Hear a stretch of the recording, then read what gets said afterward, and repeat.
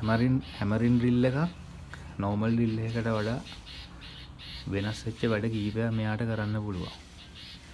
එකක් ඇවිල්ලා වයිබ්‍රේට් එකෙන් බිත්ති කඩන්න පුළුවන්. අනිත් එක ඇවිල්ලා මං කිව්වේ මෙන්න මේ මෝඩ් එක හැමරින් මෝඩ් එක. මෙතන තියෙනවා හැමර් එකයි ඩ්‍රිල් කටුවයි පෙන්නලා. ඒ කියන්නේ ඩ්‍රිල් වෙන ගමන් හැමර් වෙනවා. මෙන්න මෙතන තියෙනවා ඩ්‍රිලින් මෝඩ් එක. ඔන්න ඔය මෝඩ් තුනෙන්ම වැඩ කරන්න පුළුවන් හින්දා තමයි මෙයාට හැමර් ඩ්‍රිල් එක කියලා කියන්නේ. පේනවනේ රොටරි හැමර්.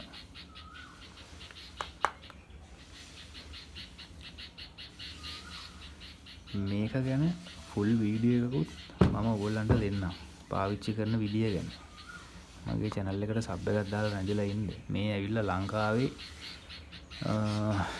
මේ බඩු පාවිච්චි කරලා ඔය ගෙවල් හදද්දී අර එහෙම මෙහෙන් වැඩ කරන අයට සහ මේව ගැන චුට්ට ඉගෙනගෙන තමන්ගේ වැඩක් කරගන්න කැමති අයට ඒක කරන්නේ කොහොමද කියලා කියා දෙන්න තියෙන නාලිකාව හින්දා ඔයගොල්ලෝ නැදලා ඉන්න බොහොම සරලව තේරුම් ගන්න පුළුවන් විදියට කියලා දෙන්නම්. ඒත් එක්කම කමෙන්ට් දාන්න. පෙලක් දේවල් මටත් කියන්න මගේ හරන දේවල් තියෙනවා. ඒවත් ඕගොල්ලන්ට කියලා දෙන්නම් හොයලා හරි.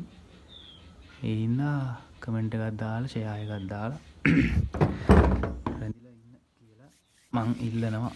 thank you.